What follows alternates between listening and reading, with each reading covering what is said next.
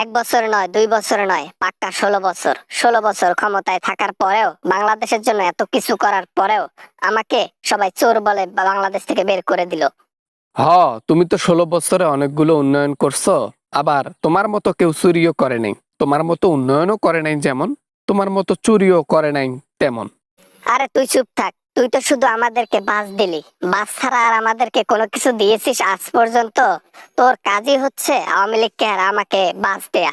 তোমাকে তাহলে কি করবে? ফুল দিয়ে পুজো করবে? হ্যাঁ, সত্য খোলাসা করাই হচ্ছে আমার কাজ। আমি পিনাকি ভট্টাচার্য, বেঁচে আছি যতদিন, পিছন মারবো ততদিন।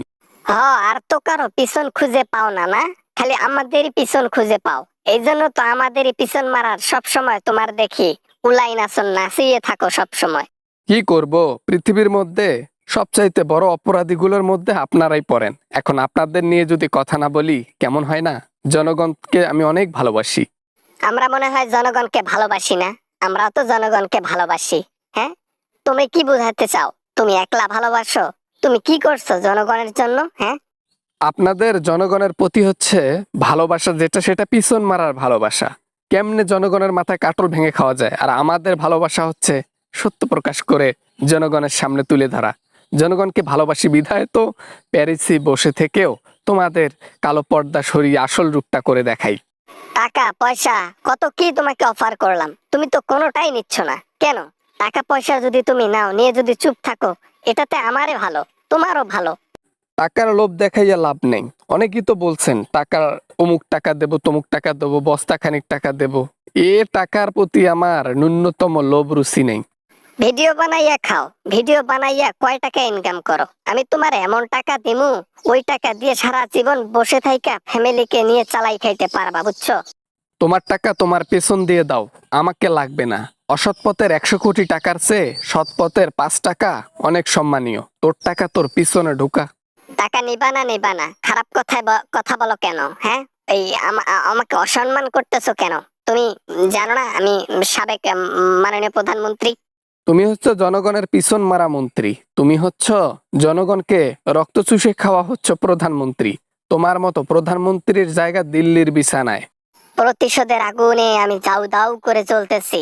কবে প্রতিশোধ নেব, কবে তোমাদেরকে দেখে নেব, এইটা ভাবতে ভাবতে বয়স পার হয়ে যাচ্ছে। খেলা শুরু হবে। খেলা শুরু করতে করতে নাকি উপরেই পাঠিয়ে দেয় আল্লাহ তাআলা তোমারে। হ্যাঁ, তাই বলি কি, সময় থাকতে খেলাটা শুরু করে দাও না রে বাপু, লেকচারটা কম মারো। এখনো যদি আমি মাঠে নামি, তাহলে মাঠে দাঁড়ার মতো কারো শক্তি নেই। আর তুমি কি বলো আমারে? হ্যাঁ, আমি হচ্ছি হাসিনা, আমার হার এত সহজ নয়। এই জন্য পুটকির কাপড় উপরে তুলিয়া জঙ্গলে গিয়া হেলিকপ্টার দিয়া দিল্লিতে গিয়া বিছানা গরম করতেছ। হ্যাঁ, হ্যাডাম থাকলে বাংলাদেশেই থাকতা। এবার না মানে, তুমি এই যে বেশি বেশি বলতেছো পিনাকি ভট্টাচার্য। কেন রে ভাই, তুই শুধু আমাকেই বাস দেওয়ার জন্য সবসময় রেডি থাকিস কেন?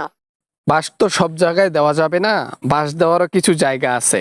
তার মধ্যে সবচেয়ে বেস্ট জায়গা হচ্ছে হাসিনা। যত বাস দিবা তত চলে যাবে। বাবা না মানে, বাবা তুমি কি কি কি সব বলতেছো এগুলা? হ্যাঁ, কিসের বাস দাও, কিসের? দেখে নেব, দেখে নেব। এখন বলে নাও, একটা সময় আর কইতে পারবা না। তাই নাকি? কি করবা? ক্ষমতা নিবা? যাও গিয়া ক্ষমতা নাও বাংলাদেশে। যদি হ্যাটাম থাকে বাংলাদেশের মাটিতে গিয়ে ক্ষমতাটা নিয়ে এই কথাটা বলো না।